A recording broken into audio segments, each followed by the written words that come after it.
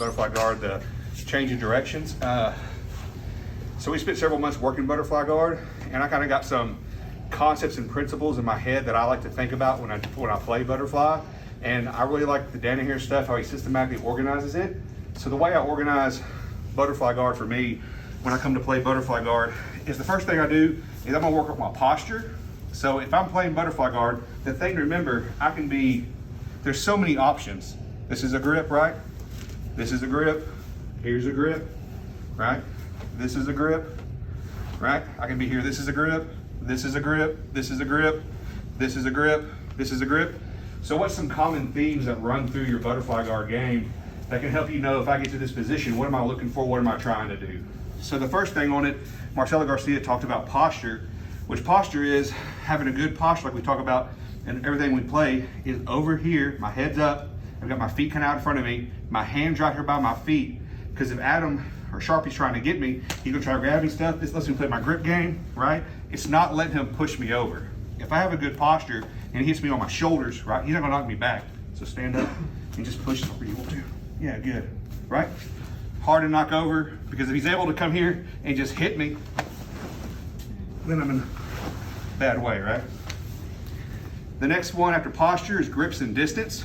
I showed you a bunch of grips earlier, right? And my grips are gonna depend on how close I am to this person and what our relationship is, right? And my grip's gonna dictate a lot of times what I'm looking for my throw. So as you play your butterfly guard game, think of your grips and your distance, and I put those two together because this is a different grip and distance than this is right here, right? Then the third thing I think about is kazushi, or off balance. I'm a judo guy, so everything to me is all about off balance. So we're gonna work on this idea of this 2-on-1 grip. I've got 2-on-1 grip right here, and I'm moving in. And what I wanna do is, for my off balance, I need to shift his weight to where his body's over here. So by getting this arm and going this way, see how Adam's head has moved over his knee, his weight's over this leg, and I've effectively pinned this weight to this leg, which means now this is the light leg, right? So I don't want to sweep the heavy leg or the light leg. Light leg. Light leg, right? So I'm moving here to sweep. I've got my 2-on-1. I've got good distance, good grip, good kazushi. The next one is the sweep. So when I come here for the normal sweep off this 2-on-1 grip, I fall to my side. As I fall to my side, he's gonna move over here. My leg's gonna come up to sweep. Boom. And on my sweep, my next motion is gonna be to keep my pressure. So sweep and pressure to me goes together. I sweep over, because if I sweep Sharpie over like this and stop, Sharpie's gonna murder me, because his belt is different color than mine. And he knows what he's doing, right?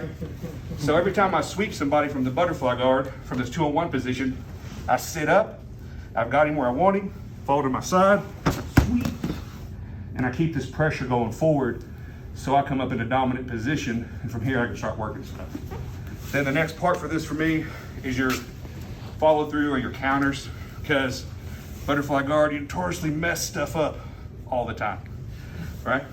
So we work the sweep mango, the 2-on-1. So if I come here to grab this and Sharpie raises his leg up, this 2-on-1, this is my ideal position to sweep a 2-on-1 position, a 2-on-1 grip. This is for me, this is bread and butter. I love this. So from here, I'm gonna use my feet to pull myself in as I maintain this grip, and it's gonna be kind of an explosive movement. As soon as I move in and get underneath him, I'm gonna sweep him up and over.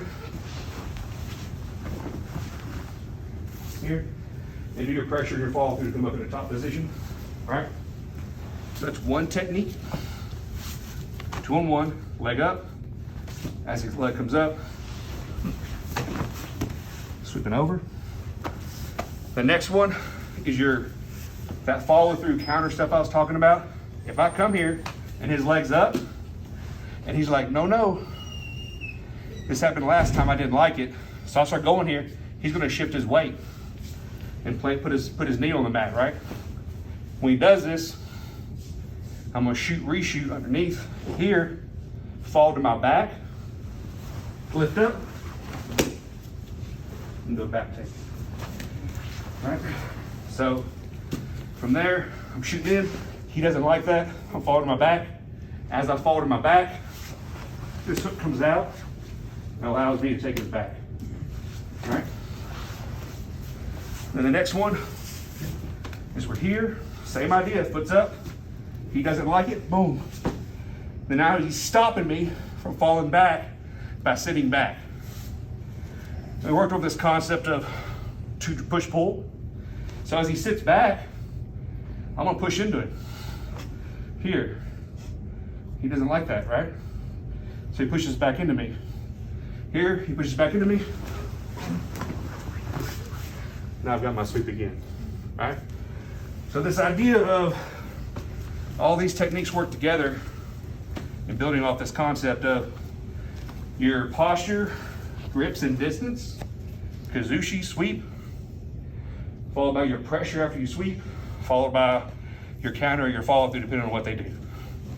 There's literally hundreds of combinations for the butterfly sweep stuff. And the final one, I'm here, I'm gonna do my 2-on-1. Sits up, he fails. I go to do that second technique I did, where I fall back here, he postures over his head. When he does that, I'm gonna take this hand here, sit up into this arm bar, right?